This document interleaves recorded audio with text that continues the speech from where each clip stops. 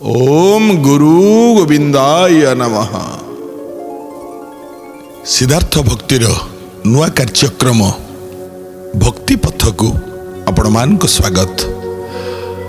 आज्ञा सर्वप्रथमे जेतिकी बापा माँ भाई गुरुजन गुरुमा ज्ञानी गुणी पंडित विवेकी साधु वैष्णव समस्त पाद तले आम तरफरु कोटि कोटि प्रणाम।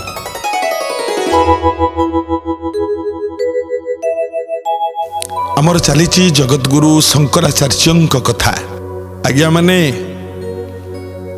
जगतटा को जीति सारिबा परे विश्व विजयी छोटिया कथा नुह। आज्ञा गुरु तो गुरु पुणी जगतर गुरु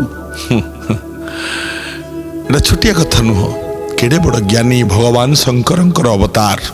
संत भीम भोई भाषा चारि दिगे चारि धाम चारि धर्म चारि नाम चारि दिगे चारि धाम चारि धर्म चारि नाम। चारि दिगे रे चारि धाम। पूर्व रे जगन्नाथ धाम, पश्चिम रे द्वारका धाम, उत्तर रे बद्रीनाथ धाम, दक्षिण रे रामेश्वर धाम। अब ये चारि दिगर जो चारि धाम रे भगवान शंकर प्रतिष्ठा करथिले चारिटी मठ।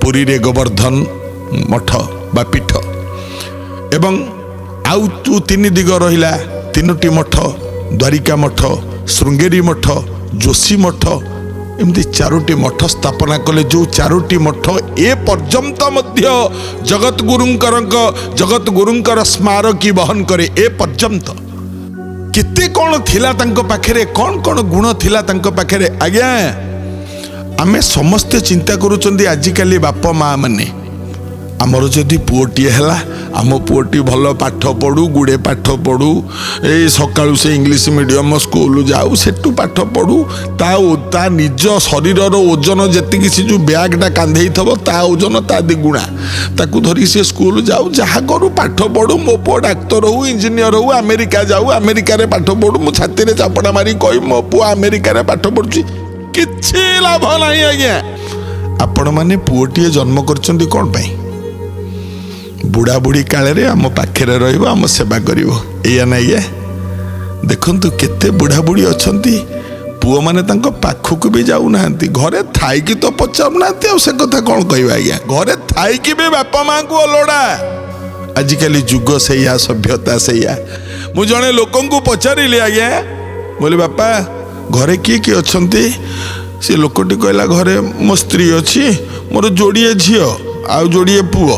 आ मो बड़ आरंभ कला मो बड़ झी अमुके जगह पढ़ुची, मो सान झी चाकरी कलानी, मो बड़ पुओ चाकरी कलानी, बड़ पुओ को बाहागर कले।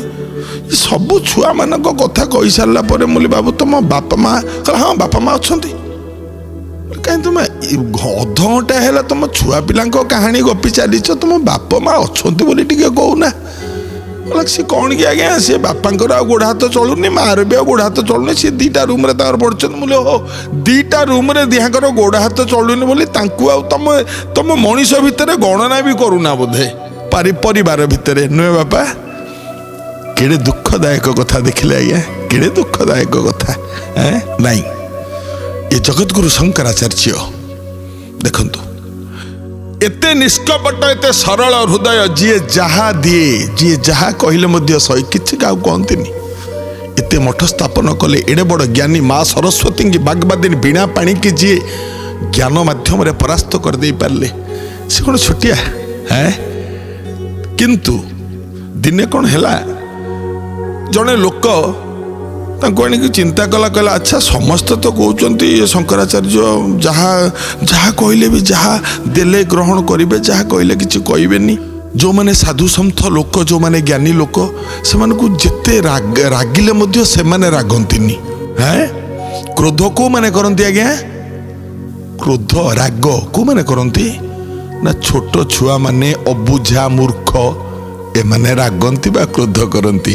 किंतु ज्ञानी लोक जी आज्ञा मन रखिथे सी जमा रागबनी, सी हसी हसी सबू सहीज ଥିରି ଥିରି ଯେଉଁ କାମଟି କରିଦେବ ସେ କାମଟିରେ ତା କାମଟି ହେଇଯାଉଥିବ, ସେ ମୋଟେ ରାଗିବନି। ରାଗିଲେ ଆଜ୍ଞା ସବୁ ଅଡ଼ୁଆ। କ୍ରୋଧ ଯେ ଜିଣେ ସାଣ ଦିଆ କାତିକି, ଫିଙ୍ଗି ଦିଏ ସେ ପଦେ ସ୍ନେହ ପ୍ରୀତିକି। ନାଇଁ କି ଆଜ୍ଞା? ପଦ୍ମ ପୁରାଣରେ ବ୍ୟାସ ଲିଖିଛନ୍ତି ଗୋଟିଏ ଶ୍ଲୋକ, କ'ଣ? ସମାକର୍ଣ୍ଣୋତ୍ମନ ନିନ୍ଦା ଜସ୍ତାପ ହୃଦି ଜାୟତେ, ସା କ୍ରୋଧ ଇତି ବିଜ୍ଞେୟ ସର୍ବଧର୍ମାଭିଘାତକ। ନିଜ କାନରେ ନିଜର ଆତ୍ମନିନ୍ଦା ଶୁଣିଲେ ହୃଦୟରେ ଯେଉଁ ଅଗ୍ନି ଜାତ ହେଇଥାଏ ତା ନାମ କ୍ରୋଧ। ଏ ଅଗ୍ନିକୁ ଲିଭେଇ ଦିଅନ୍ତୁ ଆଜ୍ଞା, ଏ ନିଆଁକୁ ଲିଭେଇ ଦିଅନ୍ତୁ, କ୍ରୋଧ ହବାକୁ ଦିଅନ୍ତୁନି।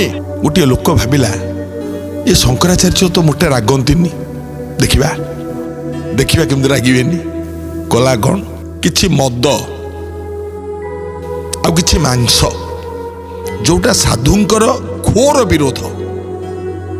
ଛୁଇଁବା ତ ଦୂରର କଥା, ଅନେଇବେ ନାହିଁ ମଧ୍ୟ ସାଧୁ ସନ୍ଥ ମାନେ। ଗୋଟେ ବୋତଲରେ କିଛି ମଦ, ଗୋଟେ ପାତ୍ରରେ କିଛି ମାଂସ। ମଦ ମାଂସ ନେଇ ଶଙ୍କରାଚାର୍ଯ୍ୟଙ୍କ ପାଖକୁ ଗଲା। ଆଜ୍ଞା, ସଂସାରରେ ଆପଣ କ'ଣ ପାଇବେ ନ ପାଇବେ ସିଏ ଅଲଗା କଥା, କିନ୍ତୁ ବର୍ତ୍ତମାନ ସମୟରେ ଆପଣ କିଛି ପାଆନ୍ତୁ ନ ପାଆନ୍ତୁ, ଆପଣ ଯୋଉଠିକି ଯିବେ ମଦ ମାଂସ ଏ ଦିଟା ଯୋଉଠିକୁ ଯିବେ ଆପଣ ପାଇବେ। କାହିଁକି ଶରୀରକୁ ନଷ୍ଟ କରୁଛନ୍ତି? କାୟାକୁ ଅପବିତ୍ର କାହିଁକି କରୁଛନ୍ତି? ମଦ ପିଇବେ ଯେ କୋଉ ମଦ, ମାଂସ ଖାଇବେ ଯେ କୋଉ ମାଂସ। ଅସଲ ମଦ ଅସଲ ମାଂସ ଖାଇଲେ ଆମ ଶରୀରରୁ ପାପ ଗୁଡ଼ାକ ଦୂରେଇ ଯାଆନ୍ତା ଆଜ୍ଞା। ହଁ, ଭକ୍ତି ମଦ ପିଇ ଦିଅନ୍ତୁ ନା ଆଜ୍ଞା, ନାମ ରୂପକ ମଦ ପାନ କରନ୍ତୁ ନା। ମାଂସ, କୋଉ ମାଂସ? ମାଂସ ମା ଶବ୍ଦାବ୍ଦ ସନାଜ୍ଞ ରସନାଙ୍ଗ ଭୁବନଂ ଧୀପଃ। ମା ଅର୍ଥାତ ହେଲା ଜିଭ। ଦେଖନ୍ତୁ ମାଂସ କାହା କୁହନ୍ତି? ମା ଅର୍ଥ ଜିଭ। ଯଦି ଆପଣ ଜିଭକୁ ଆପଣ ସଂଯତ କରିଦେଲେ ସିଏ ହେଲା ଠିକ ମାଂସ ସାଧକ, ଶୟବ ମାଂସ ସାଧକ। ଜିଭ କହୁଛି ଭଲ ଜିନିଷ ଖାଇବ, କିନ୍ତୁ ଭଲ ଜିନିଷ ବୋଲି ଜିଭ ଯୋଉଟାକୁ ବାଛୁଛି ସେଇ ଜିନିଷଟା ଯଦି ଜିଭ ମାଧ୍ୟମରେ ଆମ ପେଟକୁ ଯାଏ ଆମ ଦେହରେ ରୋଗ ସୃଷ୍ଟି କରିବ। କିନ୍ତୁ ଜିଭ ଏକଥା ଚାହୁଁନି, ଜିଭ ଚାହୁଁଛି ମତେ ଭଲ ଜିନିଷ ଦେ। ଏଇ ଜିଭଟା ଆଜ୍ଞା ତଣ୍ଟି ପାଖରୁ ତଳକୁ ଗଲା ପରେ ଆଉ କିଛି ଥାଏ କି? କହୁନାହାନ୍ତି? କେବଳ ଏ 4 ଆଙ୍ଗୁଳି ଜିଭ। କେତେ ତାକତ ଏ ଜିଭର ଚିନ୍ତା କରୁଛନ୍ତି? ଏ ଜିଭ ସବୁବେଳେ ଖୋଜୁଛି। ଏ ଜିଭ ଖୋଜିବା ଦ୍ୱାରା ଆମେ ଖାଲି ଖାଇଚାଲିଛନ୍ତି। ନଚେତ୍ ବୃନ୍ଦାବନରେ ଜଣେ ସାଧୁ ମୁଁ ଦେଖିଛି ଆଜ୍ଞା, ଗୋଟିଏ ଦିନ ସିଏ ଭିକ୍ଷା ମାଗିବେ ସେ ସାଧୁ, ମୁଁ ଦେଖିଛି। ଏବଂ କିଛି ମାଗିବେନି, ମଧୁ କରି ମାନେ ଏ ଯେଉଁ ଶୁଖିଲା ରୁଟି ରୁଟି ଯୋଉଟା କ'ଣ ଶୁଖିଲା ରୁଟି ସମସ୍ତଙ୍କ ଘରୁ ଯାହା ଘରେ ପାଇଲା, ବାବୁ ରୁଟି ପଟେ ଦେବ ମୋତେ। ପଟେ ପଟେ ରୁଟି କିଏ ଦିଅନ୍ତି? ଏତିକି ଖଣ୍ଡେ ରୁଟି 50-60 ପଟ କି 60 ପଟ ରୁଟି ହେଇଗଲା, 60-70 ପଟ ରୁଟି। ସେ ରୁଟି ଗୁଡ଼ାକୁ ଆଣି ସବୁ ଥୋଇ ଦେଇଥିବେ ମାସ ଆଜ୍ଞା। ରୁଟି ଖରାପ ହବନି, ସିଏ ପୁରା ହାଡ଼ ଭଳିଆ ହେଇଯାଇଥିବ ସେ ରୁଟି। କ'ଣ କରନ୍ତି ଜାଣିଛନ୍ତି? ତାପର ଦିନ ସକାଳୁ ଉଠିବେ, 2 ଖଣ୍ଡି ରୁଟି ସେଠୁ ଆଣିବେ, ତାକୁ ଆଣି ଗୋଟେ ପାତ୍ରରେ କିଛି ପାଣି, ସେ ପାଣିରେ ସେ ରୁଟି 2 ଖଣ୍ଡ ପକେଇଦେବେ, ଟିକେ ଲୁଣ ପକେଇଦେବେ, ତାକୁ ଚକୁଡ଼ି ଦେବେ, ସେତିକି ଖାଇଦେଲେ, ସରିଲା। ଆଉ କିଛି ନାହିଁ ଦିନମାନ। ତାଙ୍କୁ ମୁଁ ଯେତେବେଳେ ପଚାରିଲି, ମୁଁ କହିଲି ବାବା ଏ ଶୁଖିଲା ରୁଟି 2 ଖଣ୍ଡ ଖାଇକି ଆପଣ ରହୁଛନ୍ତି, ଆଉ କିଛି? କହିଲା ଆଜ୍ଞା ଶରୀର ପାଇଁ ଯେତିକି ଦରକାର ତାକୁ ମୁଁ ସେତିକି ହିଁ ଦଉଛି। ନ ଖାଇଲେ ଶରୀର ରହିବନି, ତେଣୁ ଟିକେ ଖାଇବାକୁ ପଡ଼ିବ ତ, ବାସ୍ ରୁଟି 2 ଖଣ୍ଡ ସରିଗଲା, ଆଉ କ'ଣ ଦରକାର? ଏମାନଙ୍କୁ ସାଧୁ କହନ୍ତି ଆଜ୍ଞା। ଏଇମାନେ ହିଁ ବାସ୍ତବରେ ସାଧୁ। ତ ଏ ଲୋକଟି ଚିନ୍ତା କଲା ମୁଁ କେମିତି କ'ଣ କରିବି? ଦେଖିବା ଇଏ ତ ରାଗୁନାହାନ୍ତି ବୋଲି ସମସ୍ତେ କହୁଛନ୍ତି, ଦେଖିବା କ'ଣ କଲା ନା ଗୋଟେ ବୋତଲରେ କିଛି ମଦ୍ୟ ଆଉ ଗୋଟିଏ ପାତ୍ରରେ କିଛି ମାଂସ, ଆକୁ ନେଇ ଯାଇକି ଶଙ୍କରାଚାର୍ଯ୍ୟଙ୍କ ପାଖରେ ପହଞ୍ଚିଲା। ନେଇକି ଥୋଇଦେଲା, ପାଦ ତଳେ ପଡ଼ି କହିଲା, ଗୁରୁଦେବ ମୁଁ କିଛି ଆପଣଙ୍କ ପାଇଁ ଆଣିଛି, ଆପଣ ଗ୍ରହଣ କରିବେ ଆଉ ଭୋଜନ କରିବେ। କ'ଣ ଆଜ୍ଞା?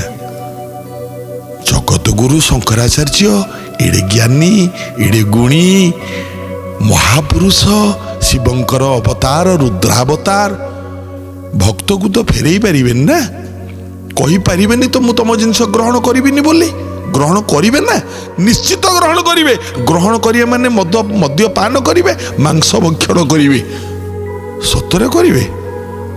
ଆଚ୍ଛା, ଯଦି ଦାନଟା ଦେଇଛି ପୁଣି ଆଉ ଫେରେଇକି ସିଏ ନବନି ମଧ୍ୟ କାହିଁକି ଆଜ୍ଞା? ଓଡ଼ିଆ ଭାଗବତ जे द्रव्य मोते समर्पिब पुणी ग्रहण न करिब नहीं कि जो धन मते थरे समर्पण करदबा तो ग्रहण करबनी तमने ये तो समर्पण कर सारे पुणी फेरे कि नब तेणुक शंकर निश्चित आपको ग्रहण करेंगे पुणी भक्त देना ना कहला हौ शंकर डाकिले आण बाबा कौन आनीच आण देखिले गोटे पात्र रे मद्य गोटे पात्र रे मांस थुआई शंकर कौन कले कहले कौन बाबा कहला आज्ञा मद्य अच्छे मांस अच्छी शंकर ताको अनेइले कहला हौ आपण ग्रहण कले भोजन करिवे शंकराचार्य कहले हाँ मु भोजन करी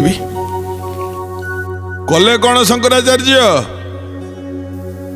अनेई देले खाली से खाद्य को प्रभु को टिके अनेइले खाद्य को अनेइले जार जेमती भाव भगवान सेमितिया डंगाटिए थोई दियंती ओडिया भागवत जार जेउ भाव देखी नाब मुदिय सड़खी जेमितिया भाव मो डंगाटी सेमती सड़कई दे था शंकराचार्य कहले थोई देले अनेई देले खाली ए दृष्टि माध्यम देखीदबा फल भक्तवृंद माने जो मद थिला ये मदटा क्षीर हो गला जो मांस गुड़िक आनी मांस गुड़िक जो फल सेव नुह सेव ये गला सेव फल जगतगुरु कहले बढ़िया जिनिस आनीचु रे भक्त ये लोकटी आब्बा काबा है अनेला कौन है रे कौन है ये क्षीर एवं सेव फल जगतगुरु खाइले ताको निजे भोजन कले आनंद मनरे देखो आज्ञा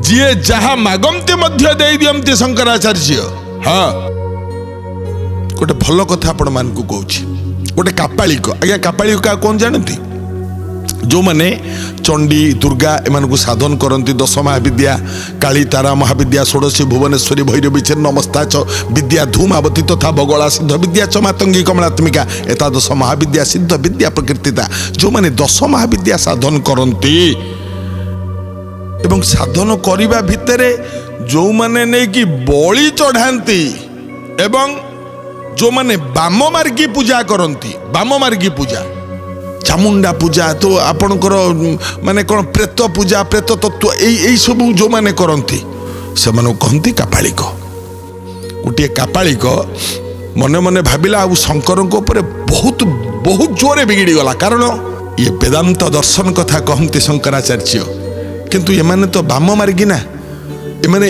आंकु पसंद करती तो ये चिंता कला कला ये जनक बंचिकी अच्छी बोली सीना ये दुनिया वेद धर्म प्रचार करुँच चारिआडे ये मरीगल ताकू प्रचार करेनि देखंतु मूल माइले जीव सरी तापर तो आपण मैंने जानते मु कहीं कहबी आज्ञा मारिदेवा जे केमिति मारिबा मु तो मारी परिबिनी शिष्य माने सब पाखे रोचंती शह शह शिष्य मु तो मारी परिबिनी कौन गोटे हाँ ये कापालिक मने मने भाविला मु शुणिची जी जहा मागिले कुआडे ये दे दियंती अच्छा देखिबा परीक्षा करिबा कापालिक गला शंकराचार्य पाखु बसी पड़ी कहला आज्ञा प्रणाम कहला हाँ बाबा प्रणाम मु किछि मागिबाकू आपण पाखु आछि कापालिक कहूछि शंकर कहले हाँ माग माग तमे मागिबो मु देबी आउ हाँ दान से धन में कमी नहीं आती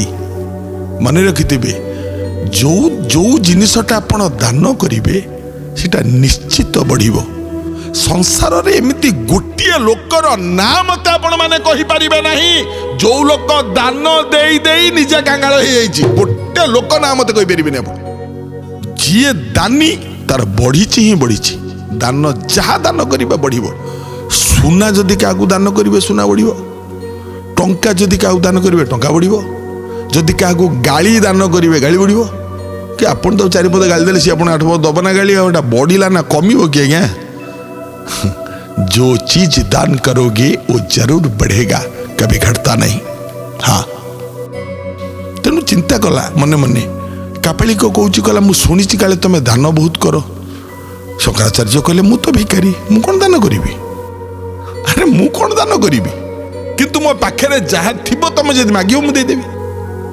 तो कापालिक कहला ठीक अच्छे मु तो मागे चाहे कहला जो थी देवी कहला तुम पाखे अच्छी तुम दब कहला माग कहला सेमती नुह कहला तुम सत्य कर। शंकराचार्य कहले कौन सत्य करी सत्य कले तुम भाव मु देवी बोली नहीं मोर वचनटा ही सत्य जहाँ कहि सेटा ही सत्य। कहीं आज्ञा भीम बही लिखी ना गोटे पद सत्य रे मरिबी सत्य रे तरिबी एहु आज्ञा मोते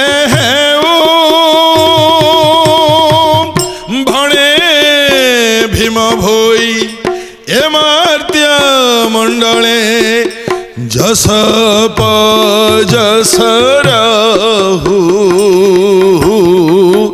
जस जस रहू सत्य रे मरिबी सत्य रे तरिबी एहु आज्ञा मते हेउ भणे भीम भोई ए मर्त्य मंडले जस अपजस रहू। माग ना कौन दरकार कापालिक मागिला कहला मोर गोटे जिनस दरकार कहला कौन ना तुम मुंडटा मोर दरकार।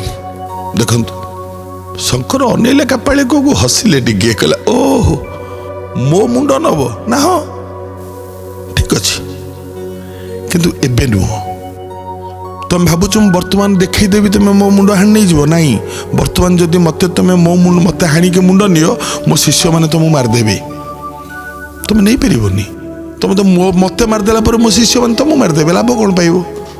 तेणु मु चाहूँगी तुम मरबनी किंतु मु मरबी मो मुंड तुम नब कहला केमती कहला अच्छी तार बाट गोटे बाट करवा जो बाटरे मते तमे मारिबो किंतु तमु के मारिबेनी से बाट कौन आज्ञा शंकराचार्य बतई देले कहले मु जेतेबेले एकुटिया बसी ध्यान करूथिबी मु जेतेबेले एकुटिया बसी ध्यान करूथिबी से समय मो पाखे केही नथिबे तमे सेतिकी बेले आसीबो मु ध्यान अवस्था थिला बेले मो मुंड को गोटे चोट पकेब मुंडटी नहीं पलैब कहीं तुमको मारेनि मो मुंड नहीं तुम पलैब है बाबा।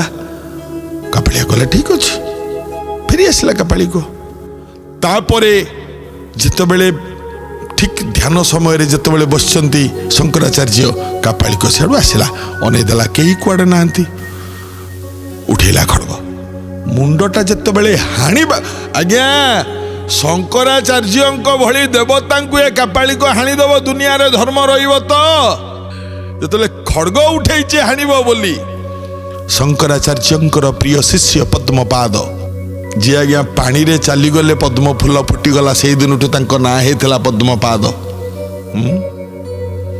कौटी थे आसी पहुंचीगले आउ ये पद्मपाद किए जानते ये नृसिंह अवतार ये पद्मपाद आ देह भितर नृसिंह से आविर्भाव हो गले देह भितर पद्मपाद शरीर भितर भगवान नृसिंह निजे आविर्भाव हेले हवा फल ये पद्मपाद कापाली को उठे खड़ग हाणीदेव बोली पद्मपाद कापालिकर पछर ठिया हेले कापालिक को गोटे चोट पकईदे ए कापालिक से मरीगला देखु किंतु शंकर उठिक अवश्य पद्मपाद को बारण करते कहीं काम कल कि देखु ये कापालिक गला खाली सेतिक नुह तापरे ये चारिटी जाक मठ स्थापन कर सारिबा परे भगवान शंकराचार्य शेषरे जाइकी पहुँचले आपणकर कामाख्या बा गौहाटी जो आपण माने जो कहते आसाम आसाम रो गौहाटी कामाख्या मंदिर जोनीपीठ बोली जहाँ कह जाऊँगी केबे जदि जाइछंती आपण माने निश्चित देखिथिबे काउरी कामाख्या बोली जहाँ कहती बहुत शक्ति माने जिते आम भारत रे शक्ति पीठ अच्छी देवींकर पीठ अच्छी सर्वश्रेष्ठ पीठ होउची गौहाटी रो कामाख्या मंदिर सर्वश्रेष्ठ पीठ भैरव माने सेठी अछंती कापालिक माने सेठी देखिबे आपण कापालिक माने सेठी देखिबे वामपंथी साधक मानकु सेठी देखिबे आउ सेटा श्रेष्ठ साधनार पीठ होउची गुवाहाटी श्रेष्ठ साधनार पीठ काउरी कामाख्या कामाख्या जने पंडित थिले तांको ना होउची अभिनव गुप्त ये बहुत बड़ पंडित आज्ञा ये अभिनव गुप्त को मध्य परास्त कले तापरे परास्त करिबा परे सेठी रहिले खाली रहिलेनी आज्ञा 820 ख्रीष्टाब्द रे सेतेबेले जगतगुरुंकर बयस होता है मात्र 32 वर्ष। देखंतु 820 ख्रीष्टाब्द बयस मात्र 32 वर्ष। यही 32 वर्ष बयस रे गौहाटी काउरी कामाख्या मंदिर पछपटे भी कई कहती सिद्धासन रे बसी निज शरीर त्याग करदेले जगतगुरु शंकराचार्य अम्लान प्रतिभा महामानव एवं 4टी मठ स्थापन कर सारिबा परे जो मठटी पुरी रे स्थापन कले जेतेबेले शंकराचार्य पुरी आसंती एवं पुरी रे गोवर्धन पीठ जेतेबेले स्थापन करती सबुबेले जगन्नाथ को अनेक सबुबेले गाउथांती कौन गांधी आज्ञा ओम नमो भगवते वासुदेवाय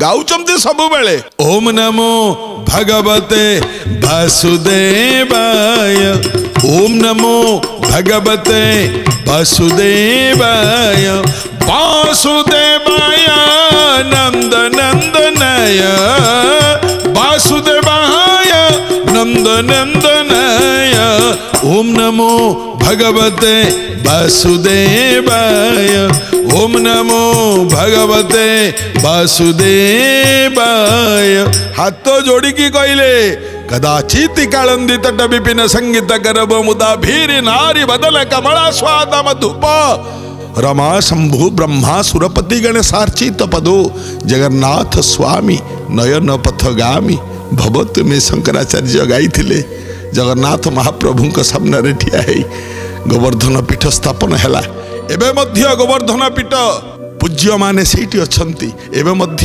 पूज्य गुरुदेव आमर शंकराचार्य सेठी अछंती एवं तांकर पट शिष्य माने सेठी अछंती से माटी पवित्र धन्य से माटी गोवर्धन पीठर माटी आज्ञा पवित्र मुंडरे जेतेबेले मारिदेबे आपण मानकु शंकराचार्यंकर बासना ही बासिबो हां एमितिका से माटी से मठर महिमा एमितिका आज्ञा ये जगतगुरु शंकराचार्य कथा विभु भांगी दिय हे खेल चंचल कला ठाकुर होइल कि अचल माया धर फिटाओ माया श्रृंखल तुम्हें भक्त बंधु भक्त वत्सल तुम्हें भक्त बंधु भक्त वत्सल गुरु गोविंदाय नमः।